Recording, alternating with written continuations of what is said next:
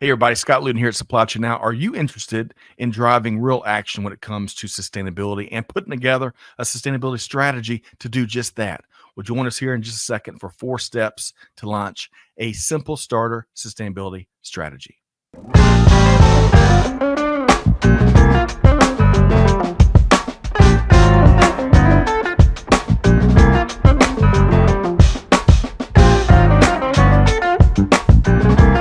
Hey, good morning, good afternoon, good evening, wherever you are. Scott Luton and special guest Elba Pareja-Gallagher with you right here today on Supply Chain Now. Welcome to today's episode. Elba, how you doing? Great. Glad to be here. We are so delighted to have you back. You're on top of the charts for appearances here, and it's so neat to have you back after way too long. So, folks, we got a great episode here today, especially for our Supply Chain Now community on YouTube. We're featuring a practical and efficient and fun discussion on 4 steps to launch a simple starter sustainability strategy. Say that 5 times fast, right? We're offering constructive tips for taking action and making progress in your organizations and in your role. So stay tuned. But before we move forward, I think federal regulations, Elba, requires me to ask all of our viewers out there to like and comment on this episode. And if you enjoy this conversation, share it with a friend. They'll be glad you did. Okay. Again, great to have Elba back, featuring my dear friend, a proven leader, proven practitioner, Elba Pareja-Gallagher, who brings over 26 years of experience at UPS to the table and a whole lot more, a plethora, as I call it, of get it done leadership success. Elba, great to have you back. And if you would, tell us a little bit about yourself. Great. I am so happy to be here. You know, I became a supply chain professional years ago and I've just so enjoyed networking with the supply chain community. So I am glad to be back. And sustainability is so important as organizations look at the risk around their supply chain and, you know, how to be more environmentally sustainable. So I'm excited today to talk to everybody about what you can do about supply chain sustainability. And we're going to do that, Elba. And I always have loved not only your constructive and sheer capability for making things happen, but the passion in which you do it. It is contagious. Let me tell you, Elba. So the very practical agenda we have here today, please share it with us. Sure. I'm going to give everybody a 4-point checklist. If you don't know where to start with a sustainability strategy or doing anything with sustainability, I'm going to basically give you the 4 things that you can do. And it's all about stakeholder engagement, contacting your customers, finding out what's important to them, talking to your employees and understanding what's important to them, recruiting an employee to help you summarize some information, and then sharing the information with your executive leadership team with a call to action. So we're going to walk through that today. It is just, it can be just that easy. You know, I can't remember the quote out there, Elba. It's not easy to keep things simple, but gosh, when you can bake in a lot of simplicity into a process or an initiative or a change effort, you can bring a lot of people to the table to help drive more outcomes quicker. Is that right?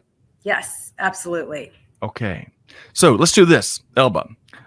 Before we get into these 4 steps, what I love where you're starting out is to make sure we're all part of the conversation. No one's left behind, because we hear this acronym ESG regularly. So Elba, if you would, walk us through what folks should be thinking about when we hear the acronym ESG. And really, even the word sustainability is very ambiguous. And a lot of people are like, what does that mean? So it means different things to different people. However, it does just mean one thing. And I like to use the ESG acronym because it's so simple.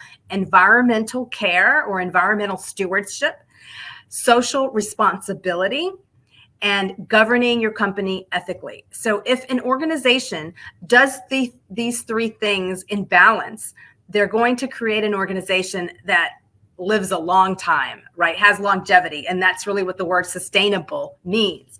So the environmental section includes the typical things you'd think of: waste reduction, energy efficiency, reducing carbon emissions, certainly in the transportation and supply chain sector, we emit a lot of carbon dioxide emissions. So that's a key part of the environmental section. In the social responsibility side, I like to think of people. It's all about people. So you've got gender diversity, labor standards, certainly giving the people a right to organize and be on, keep the company in line with keeping their rights in check, human rights, human capital management. So all of the things around people. And then the last one, governing ethically or governance. A lot of times people say government, but it's governance. Right. And it has to do with how does a company govern itself? Does it follow all the rules? Does it, work within the guidelines?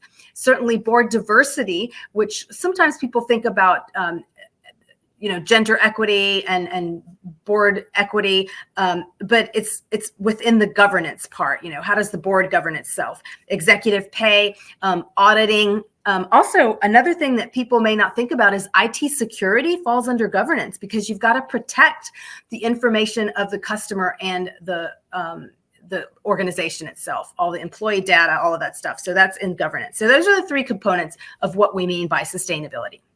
I love that. And on that last note, goodness gracious, folks, if you think there's been massive cyber risk in the most recent years, just wait. It's about to get a whole lot more challenging. And that just brings a lot more weight and importance to the whole ESG world. Is that right, Elba? Absolutely. Yeah, absolutely. There's so much risk. All of the AI, every day there's some, more and more information and, ways that you can use AI, and it's just opens up more doors for more risk. More bad folks out there trying to do bad things. But hey, there's always good news if you go looking for it. And on the flip side, that intersection that you're kind of speaking to, Elba, of where modern technology, AI, of course, intersects with ESG and sustainability, there are some powerful things taking place. In fact, I was reading the other day, Elba, in Harvard Business Review, where GE Research partnered with GE Renewable Energies, and they applied modern machine learning to wind turbines across a certain part of the world to really optimize maintenance, when they operated, just all of this stuff, saving billions of dollars in a renewable energy sector.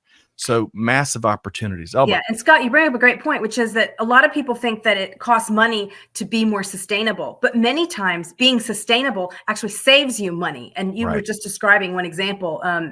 When I was at UPS, we used telematics a lot in our vehicles, and it helped us reduce the amount of maintenance that we had to incur expense. So and it helps you save on energy, save gas, et cetera. So absolutely. And as you, beyond saving, adding to the bottom line as investors and consumers and all those stakeholders we're going to probably touch on in a moment, they're demanding more action is made, more progress is made when it comes to the whole ESG umbrella. So a lot of good news there, folks, if you go looking for it. Okay, so Elba, back to our 4-point checklist, because we're going to make this really practical and give folks an opportunity to take action right when they leave this show here today. So where are we starting with the first step? So let's go for it. I think we have a slide. Yeah. So step 1. So the first thing you want to do is to just pick your top 3 customers and talk to them and ask them these 3 questions. Hey, what part of sustainability, if any, because some companies, for whatever reason, that may not be something that they're going to focus on. And it would be good to know that, so you're not wasting your resources. So what part of sustainability matters to your stakeholders? So you're asking your top 3 customers what matters to their stakeholders, because what matters to their stakeholders matters to them, and it should matter to you. And stakeholder engagement involves talking to customers, employees, suppliers, investors, regulators, and communities. So have a chat with your top 3 customers and take a lot of notes and listen closely about what is important to them, so you know how to prioritize your resources. Then the second one, Scott, if you can pull up that slide, sure. Where are they in their sustainability journey? Are they just getting started? Are they in the middle? Are they well advanced? This is important for you to know so that you can figure out where you fall and where they are in their journey. And then the last one is, do they have sustainability goals? Ask them, what are they? You should get familiar with them and ask them, how could you collaborate?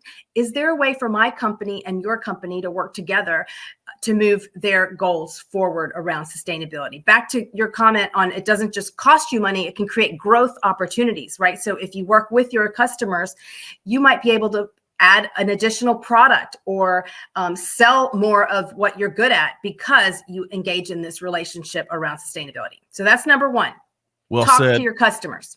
Yes. And where you started back on the first part of this first step is listen to them. That's the word you emphasize on the front end. I love that. All of us talk too much and we don't listen enough, but it's such an important first step. And I would just add also, Elba, I love the emphasis on customers, but all those stakeholders you listed there, especially suppliers, supplier relationship development and management, big, powerful trends that can really deliver some big time results as well. So this might be a helpful exercise beyond just customers, but all those stakeholders. Yeah. And Scott, you mentioned one thing, listen. One of the things that I really learned from my education in sustainability is listen to your critics. So if you listen to your critics, that's how you really understand opportunities and risk. And so that's key. Wonderful. I love that. All right, Elba, man, we got so much going on, and we're just the first step out of 4. Where are we going with number 2? Number 2. Okay, so now we already talked to your customers and understood their stakeholders. Now I want you to talk to your employees. Our employees are so critical. They understand our business in whatever role they play in the business. And so if you convene a diverse group of employees, and I just pick 10, right? Keep it simple. Just pick 10 diverse employees from different parts of the company, different backgrounds, and talk to them about these 3 things. Number 1, what part of sustainability matters to you and why? Really understand why all those things on that chart that you showed, right? Those 3 columns, E, S, and G, which one of those matters to them and why? Number 2, how could sustainability impact their day-to-day job responsibilities and goals, right? Which one of all those things in sustainability could it be that there's hidden opportunities that the business could grow from? Each employee is familiar with their area of responsibility, and maybe they can find a hidden gem. Number 3, based on their job knowledge area, what business growth opportunities could sustainability generate for the company as a whole? So really understanding your employees and what they know about sustainability and how it could create opportunity for the business. I love that, Elba, engaging the team members and employees from diverse walks of life, functionally, all the different full holistic definition ways that we can define diversity. One quick question. I love that number 10. I know you have led big old auditoriums full of thousands of people, and you've led really small, one-on-ones and small groups. That number 10 seems to be significant to me because if you get a group of 8, 10 folks together, everyone can really share in a full sense what their perspective, their expertise, or what their views are. Would you comment on that? Yeah, exactly. It's like a focus group. And by having a group of 10, it enables, like you said, people to feel comfortable speaking up and having a chance to be heard. In a group of 10, everybody gets a chance to talk, where if you have a large group, different personalities, people may feel intimidated and may not be able to be more candid with you. So I find that a group of 10 is a great number, and it's easy to manage, right? To schedule 10 people, to take notes for 10 people, et cetera. And making sure this is manageable, actionable, practical. There's a big important aspects of this approach, because we want to, again, give folks an opportunity and a guide for getting started basically the minute they finish watching this video, right? That's right. And one last thing about this number 2 is that there's a hidden benefit of engaging with your employees, right? Making them feel like they matter, like, wow, they're asking me for my opinion. Talk about employee engagement and retention. It's a great practice. Absolutely. Great rule of thumb, whether you're talking sustainability or really anything else, I would argue. Okay. Elba, we're 50% down, 50% to go. If my South Carolina math works for me, let's move on to number 3, if you would. Tell us about number 3. Sure. So reviewing, number one, we talked to 3 customers. Number 2, we talked to 10 employees. Number 3, we're going to recruit one top performing employee. Sometimes we call these high potential employees. Yes, employees who are very committed and have a lot of capacity to add value.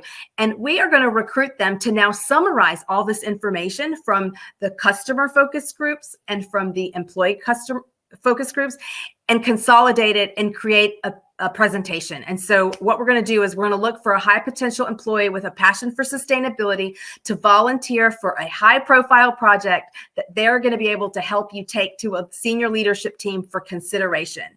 And, what's in it for them? They can help craft sustainability actions and receive coaching and executive visibility. So you're basically recruiting someone because we know we don't have budget for consultants and we don't have a lot of time. So how can we make this easy to execute ourselves? So, recruit an employee, help them summarize all this information, and then have them create a PowerPoint deck. And this short PowerPoint deck is what the leader can take back to some executives and say, hey, this is what we did. This is what our customers and their stakeholders are saying. This is what our employees are saying.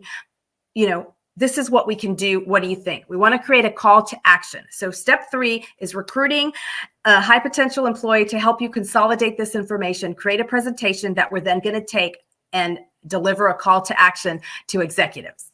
Love that, Elba. And let me ask you a critical question that I always struggle with. Because if anyone knows me, they know I'm not real brief. Brevity is not my strong suit. But when you're thinking of assembling all this information, great information, but into any kind of visual or any kind of planned presentation, brevity is really important. Your thoughts? Absolutely. And so you see there's a theme here. Well, you're going to see it in the last one, the 10 PowerPoint slides. So we got 10 diverse employees that do the focus group and then 10 PowerPoint slides. And really, I'm being generous with 10. When I was presenting to executives, we might only get 5 slides.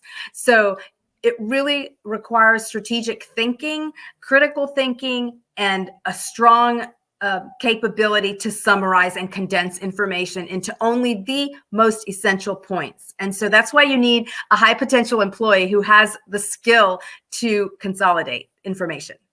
Excellent point. And I didn't mean to overly foreshadow point number 4, but it's such a great bridge. So point number 4, this 4-point checklist is, as you're saying. Yeah. So you've got this high potential employee. They've volunteered to create this message of 10 slides. And now you're going to go present it at a future meeting to leaders and explain to them what happened, what you did, and what your call to action is. So based on these findings from interviews with customers and employees and other stakeholders, you're going to ask your executive leaders, hey, what do you need to know to support the development of a sustainability roadmap that aligns to our customer sustainability goals?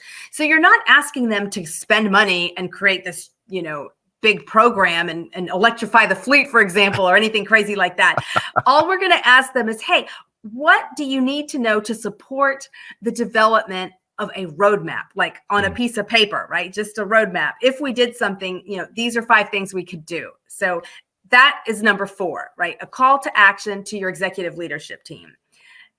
I love it. Elba, it seems like to me, this exercise of, especially in this case, starting with your customers, whether you're meeting them in person, which is always valuable. And as the world has started to open back up, man, I really enjoy those opportunities, or Zoom or whatever. You know what? I've come to appreciate just simple old phone calls with no video these days, right? But as you're gathering information, really listening to them, whether it's 5 or 10 or 100, and as you go through these steps and then take the most important points, to your point, which is a really important point as part of this conversation, and sharing that with leadership, that is valuable as it relates to sustainability opportunities and really to organization as a whole, because it's the finger of the pulse. It's what customers are saying, right? That's right. And the thing about these 4 steps is they really are simple. Like if you were doing nothing with sustainability right now, you could do these 4 things pretty easily. No money's involved, really. It's just, using the time of your employees, and you'd be able to come back and give the executives the summary that, is so aligned with your organization. That's right. Okay. So speaking of, I forgot the phrase. What do you, we preview what we're going to share with folks. We share with the folks, and then we tell them again what we told them. So somewhere in that butchered phrase I just shared there, let's just quickly review what we've shared here with this 4-point checklist. That's right. So if you want to do something about sustainability and you don't know where to start, here are 4 simple steps you can take immediately that aren't going to cost you any money. Number 1, contact your top 3 customers and listen to what matters to them about sustainability by asking them those key questions. Number 2, convene a group of 10 diverse employees and leverage their insights about sustainability and how sustainability fits into their jobs and what opportunities they see for growth within the company around sustainability. Number 3, recruit a top performing employee to help you develop and launch an executive conversation around creating a roadmap. And it's a great with them for the employees. They get executive visibility, coaching, and personal fulfillment for doing something that's different than their day-to-day job. And then number 4, using steps 1, 2, and 3 information, you're now going to make a call to action and you're going to ask executives, hey, what is needed for you to be able to support the development of a sustainability roadmap? So you're not asking for money. You're just saying, hey, what would it take for you to let us write down steps of what we think could become a sustainability roadmap?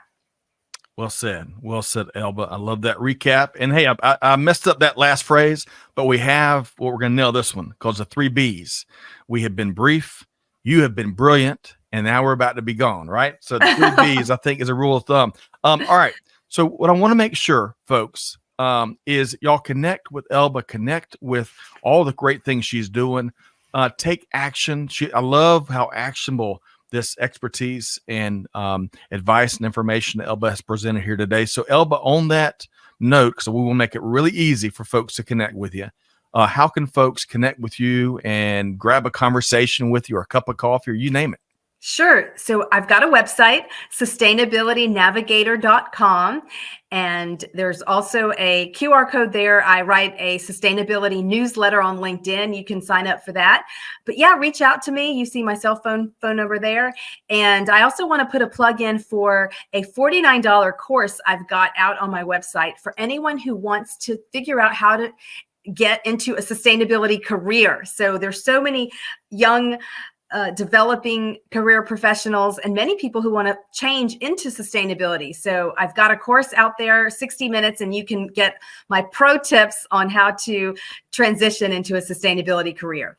I love it, Elba. I love it. What a great deal. And what you can't even call it an emerging market these days. Again, the interest, the demand is out there. It's really been cool to see the places we'll go across the globe in the months and years to come. Okay.